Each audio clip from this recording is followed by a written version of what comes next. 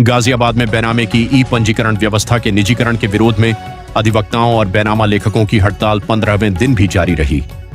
आंदोलनकारी लगातार सरकार से इस फैसले को वापस लेने की मांग कर रहे हैं। इससे पहले अधिवक्ताओं ने जीटी रोड पर जाम लगाकर भी अपना विरोध दर्ज कराया था। तहसील बार एसोसिएशन के अध्यक्ष अशोक शर्मा का कहना है कि सरकार ने बिना अधिवक्ताओं और संबंधित पक्षों से व्यापक चर्चा किए ई पंजीकरण व्यवस्था लागू करने का फैसला लिया है। उनका कहना है कि जब तक सरकार यह आदेश वापस नहीं लेती तब तक आंदोलन और हड़ताल जारी रहेगी। अधिवक्ताओं का दावा है कि इस फैसले का असर केवल वकीलों तक सीमित नहीं रहेगा। उनके अनुसार प्रदेश भर में लाखों लोगों के रोजगार पर इसका प्रभाव पड़ सकता है। गाजियाबाद में भी हजारों अधिवक्ताओं और उनके परिवारों के सामने आजीविका का संकट खड़ा होने की आशंका जताई जा रही है। अशोक शर्मा का कहना है कि अधिवक्ता समाज हमेशा जनहित के मुद्दों पर काम करता रहा है। उन्होंने कहा कि डिजिटल व्यवस्था और पारदर्शिता बढ़ाने वाले कदमों का वकीलों ने हमेशा समर्थन किया है, लेकिन निजीकरण का फैसला स्वीकार नहीं किया जा सकता। आंदोलनकारी वकीलों का आरोप है कि सरकार विभिन्न विभागों में लगातार निजीकरण को बढ़ावा दे रही है। उनका कहना है कि इससे रोजगार के अवसर कम होंगे और आम लोगों पर आर्थिक बोझ बढ़ेगा। हड़ताल के कारण विवाह पंजीकरण से लेकर संपत्ति पंजीकरण तक कई महत्वपूर्ण कार्य प्रभावित हो रहे हैं। इसके बावजूद अधिवक्ताओं का कहना है कि वे अपने अधिकारों और रोजगार की रक्षा के लिए आंदोलन जारी रखने को मजबूर हैं। अधिवक्ताओं ने बताया कि उन्होंने प्रधानमंत्री, मुख्यमंत्री, नेता प्रतिपक्ष समेत कई जनप्रतिनिधियों को पत्र भेजकर इस मामले में हस्तक्षेप की मांग की है। उनका कहना है कि यदि सरकार ने उनकी मांगों पर विचार नहीं किया तो आंदोलन को और अधिक प्रभावी बनाया जाएगा। आंदोलनकारियों का दावा है कि उन्हें विभिन्न सामाजिक, व्यापारिक और राजनीतिक संगठनों का समर्थन मिल रहा है। वहीं प्रशासन की ओर से वार्ता की पहल की बात भी सामने आई है, लेकिन अधिवक्ताओं ने साफ कर दिया है कि मांगें पूरी होने तक उनका आंदोलन जारी रहेगा।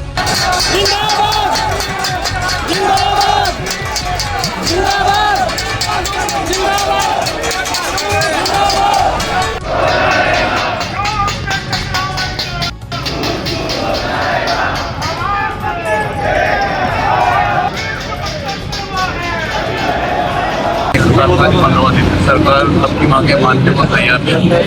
क्या आगे की आपकी रणनीति रहेगी? देखिए, मैं अशोक कुमार वर्मा एडवोकेट, अध्यक्ष हूँ तहसील बार एसोसिएशन गाजियाबाद का। मैं आपको बता दूं कि लगातार पिछली 11 तारीख से आज 15वां दिन है, हम लोग इस निजीकरण के विरोध में धरना प्रदर्शन कर रहे हैं।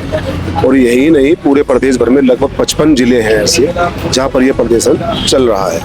और हमारा प्रदर्शन ये निजीकरण के विरोध में तो है ही है, लेकिन इस निजीकरण के द्वारा जो लगभग प्रदेश भर में 20 से 25 लाख लोग बेरोजगार होगा, उसको लेकर है। क्योंकि सरकार की मुख्य नीति जनता को रोजगार देना था, छीनना नहीं था। और आज की इस जो प्रक्रिया चल रही है सरकार की, या जो ये आदेश जारी करा है इस सरकार ने, उसके द्वारा मैं आपको बता दूं, जनपद गाजियाबाद के अंदर ही 30 से 35 हजार हमारे जैसे जुड़े हुए अधिवक्ता हैं, बेनामा लेखक हैं, स्टाफ हैंडलर हैं, या जो टाइपिस्ट हैं या मुंशीगण हैं, उनकी फैमिली को भी जोड़ लूँ तो 30,000 आदमी लगभग बेरोजगारी की कगार पर है। तो ऐसा सरकार को जनता इसलिए चुनती है कि सरकार के वो वेलफेयर, जनता के वेलफेयर में या अन्य किसी वेलफेयर में काम करे और जनता को रोजगार दे।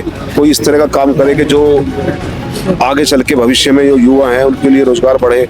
और सरकार की इस योजना से रोजगार मिलना तो बहुत दूर की बात है। मैं ये गारंटी ले रहा हूँ कि अगर ये लागू हो गया तो 20 से 25 लाख लोग बेरोजगार हो जाए, जो इसका मुख्य विरोध का कारण है। इससे बेनामा लेखकों और वकीलों के रोजगार पर तो फर्क पड़ ही रहा है। तो अपना काम कराने के लिए तहसील में आते हैं, वो भी प्रभावित हो रहे हैं। तो किस तरह की प्रक्रिया मैं आपको बता दूं, देखिएगा कि अधिवक्ता समाज वो समाज है जो जनहित की लड़ाई को लड़ता है। क्योंकि कोई भी हमारा क्लाइंट या जनता कोई भी हमारे पास बंदा आता है, वो अपनी समस्याओं को लेकर आता है, अपने कार्यों को लेकर आता है। और हमारा कार्य और हमारा पहला ये फर्ज भी बनता है और कार्य भी है कि जो हमारे पास आया है हम उसकी परेशानियों को सुने, उसके कार्य को ध्यानपूर्वक समझें और उसका जो निस्तारीकरण है वो करें। हमें मजा नहीं आ रहा है पूरे प्रदेश भर में कि 40 से 45 डिग्री टेम्परेचर में हम लोग यहाँ लगातार बैठे हुए हैं पिछले 15 दिन से। क्योंकि इस सरकार को, गूंगी बहरी सरकार को ये नहीं दिख रहा है कि आप जो योजनाएं ला रहे हैं वो किसके लिए ला रहे हैं। वो आम जन के लिए तो आ रही है कि आम जन को सुविधा हो सके या जो उसकी प्रणाली है वो सुलभ हो सके। मैं कह रहा हूँ आपके द्वारा इस विभाग को डिजिटल किया गया, वेरीफाइड किया गया कि भी इसके अंदर जो भ्रष्टाचार है वो खत्म हो, वो तो 0% हो जाए और जो ट्रांसपेरेंसी है वो 100% हो जाए। हम भी उसका समर्थन करते हैं, क्योंकि जो आपके द्वारा इस संबंध में पॉलिसी लाई गई थी उसके हमें परेशानी होने के बावजूद भी हमने उनका स्वागत किया, समर्थन किया। चाहे उसमें आधार का वेरिफिकेशन होना हो, चाहे उसमें फिंगर्स का वेरिफिकेशन होना हो, चाहे उसमें फीस का ऑनलाइन जमा होना हो, या सबके उस पर OTP आके वो आगे की प्रक्रिया शुरू होनी हो, हमने सबका स्वागत किया। लेकिन ये जो प्रक्रिया है कि उनके द्वारा क्या किया जाए कि बीच की जो कड़ी है, जिसमें आप लोग, हम लोग, इतना जो परिवार जुड़ा हुआ है, स्टाम्प वेंडर, टाइपिस्ट या जो यहाँ कार्यरत लोग हैं वो आते हैं, इनका ये है कि एक सिंगल फ्रंट ऑफिस खोलकर सिंगल विंडो के द्वारा घर बैठे हुए, भी माननीय मंत्री जी ने इस विभाग के लिए एक अपनी डिबेट दी थी, उसमें वो कहा था कि फर्स्ट फेज के अंदर तो प्राधिकरण के अंदर स्टार्ट कर रहे हैं और सेकंड फेज में घर बैठे आपकी रजिस्ट्रियां हुआ करेंगी। आप ये सोचिएगा कि यहाँ पर आने के बाद भी इसमें कमी सरकार इतनी निकालती है, नोटिफिकेशन करती है, पेनल्टी लगाती है। हम अपने क्लाइंट को जबकि पूरी 100% ये कोशिश करते हैं कि ऐसी ड्राफ्टिंग करें, ऐसा मसौदा तैयार करें कि उसको आगे कोई परेशानी ना हो। उल्टा गवर्नमेंट को भी जो उसका लेन देन होता है, जबकि गवर्नमेंट सपोज कोई वैल्यू बैठी 50 लाख, वो कहता है जी हमने 70 लाख का खरीदा, तो हम स्टाम्प ड्यूटी भी 70 लाख पे दिलवाते हैं। हमारे द्वारा तो उल्टा और स्टाम्प गवर्नमेंट को फालतू दिलवाया जाता है, जिससे कि कोई आगे कोई परेशानी किसी भी क्लाइंट को या सरकार को उस विषय में ना हो।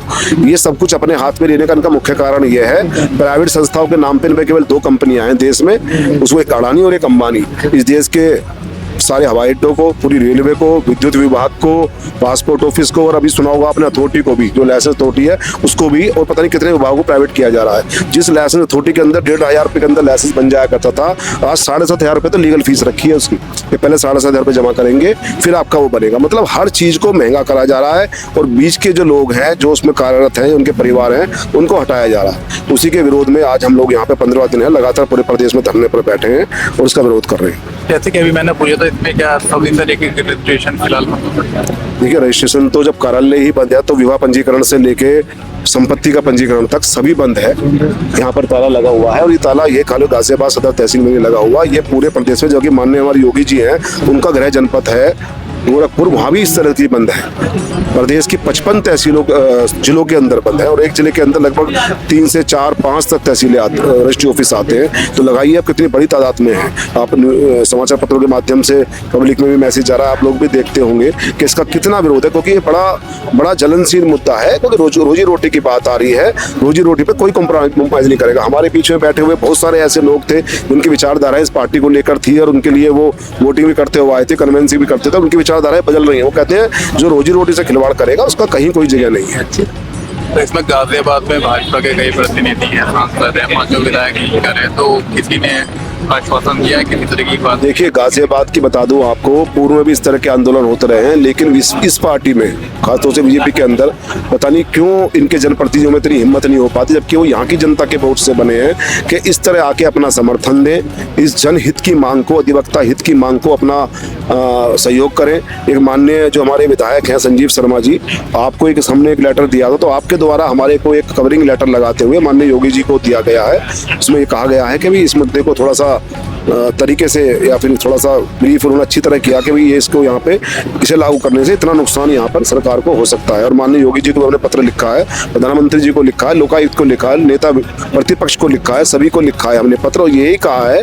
कि पार्टी के जो लोग हैं, या तो उनको ये ब्रीफ सही नहीं कर पा रहे हैं, या लोकल स्तर के जो अधिकारी हैं वो इनके पार्टी का नाश करने पर उतरे हुए हैं, कि आने वाले विधानसभा चुनाव में पार्टी को उसका दुष्परिणाम भुगतना पड़ेगा। क्योंकि जनता सरकार बनाना जानती है तो सरकार गिराना भी जानती है। तो भाजपा का समर्थन तो आपको यहाँ पर नहीं मिल रहा है, लेकिन और भी यहाँ पे राजनीतिक संगठन है, सामाजिक संगठन है, व्यापारिक संगठन है, कौन कौन आपके साथ? मैं आपको बता दूं कि जो राजनीतिक पार्टी है, हालांकि ये राजनीतिक विषय नहीं है, ना राजनीतिक मंच है, ये केवल अधिवक्ताओं की और आमजन की लड़ाई के लिए हम लोग यहाँ बैठे हैं। लेकिन जो आता है उसका स्वागत है। अब तक कम से कम हमारे पास 20 से 25 राजनीतिक दलों ने अपना समर्थन दिया है। इसमें कांग्रेस पार्टी से लेकर समाजवादी पार्टी, अन्य पार्टी भी हैं, और किसान मोर्चे के बहुत सारे दल हमारे पास आके अपना समर्थन दे चुके हैं।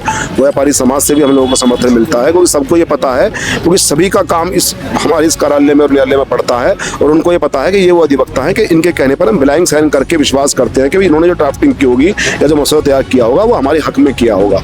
तो वो हमारे विश्वास पे उस पर साइन करते हैं, बिना पढ़े साइन करते हैं और करवा के चले जाते हैं। उनको उनको ये भी पता है कि अगर हमने फ़ोन करा है, जो हमारा जो भी प्रोसीजर है वो हमारी बिना आए बिना फीस दिए स्टार्ट हो जाएगा। और अब जो प्रोसीजर स्टार्ट होने वाला है उसमें सब कुछ पहले जमा करवा लेंगे, कई गुनी फीस जमा करवा लेंगे। उसके बाद में आपको पहले पोर्टल पे बताया जाएगा घर बैठे कि भी आपका इस तारीख को डेट लगी है, वो वहीं से सब कुछ तैयार करके लाएगा और एक दिन यहाँ पेश होगा, डॉक्यूमेंट पेश करेगा, करा के चला जाएगा। हम लोग जो बीच में जो लाखों की संख्या में प्रदेश भर में लोग हैं उनका कहीं कोई इन्फॉर्मेशन नहीं रहेगी। 15वां दिन है आपकी हड़ताल को आज। अगर आगे भी सरकार नहीं मानती है इस बात को, तो क्या इसके अलावा भी कोई प्रभावी कदम आपकी तरफ से उठाए जाएंगे? देखिए, कल हम लोगों ने यहाँ जीटी रोड पर 1 घंटे के लिए वहाँ पे अपना मानव श्रृंखला बना के विरोध प्रदर्शन किया था। आज के सारे न्यूज़पेपर में कवरिंग है उसकी, और जो जितनी भी उसकी वायरल वीडियो है शासन प्रशासन तक पहुँच चुकी है। लखनऊ से भी हम लोगों को फ़ोन आए हैं, जो लोकल अधिकारी हैं AIG DIG लेवल के, उन तक ने हमको फोर्स किया है कि आप लोग अपने प्रतिनिधित्व बनाएं और माननीय मुख्यमंत्री जी या फिर उनके प्रमुख सचिव या विभाग के जो IG या प्रमुख सचिव हैं उनसे आपकी वार्ता कराई जाएगी। तो अगर उनका द्वारा ऐसा आदेश आया है या उन्होंने ऐसा सोचा है तो बिल्कुल उनसे आके मिला जाएगा, अपनी बातें रखी जाएंगी। अगर वो हमारी बातों को सुनते विचार करते हैं तो ठीक है, नहीं तो ये आंदोलन तो आगे आगे और उग्र होगा। अभी तो हम इसमें केवल अपना मैसेज ये पूछना चाह रहे थे कि हम उसमें हैं, नहीं तो आगे तो ये होगा कि अब जो कोई एक अच्छी बड़ी वैसी कहावत है कि भूखे भजन ना हो पाला, पकड़ अपनी कंठी माला। जब सब कुछ हमारे लगेगा कि हमारे ऊपर रोजी रोटी पे बात आ गई तो हम लोगों को उग्र तो होना पड़ेगा। अभी हमारे बीच में माननीय अध्यक्ष जी गाजियाबाद बार एसोसिएशन से और सचिव महोदय आए थे, उन्होंने वो भी अपना समर्थन देके गए। उन्होंने कहा है कि अगर आपकी कोई बात होती है तो ठीक है, नहीं होती है तो हम सोमवार या मंगलवार से जिला बार एसोसिएशन में जाके वहाँ हम जो अधिकारी लोग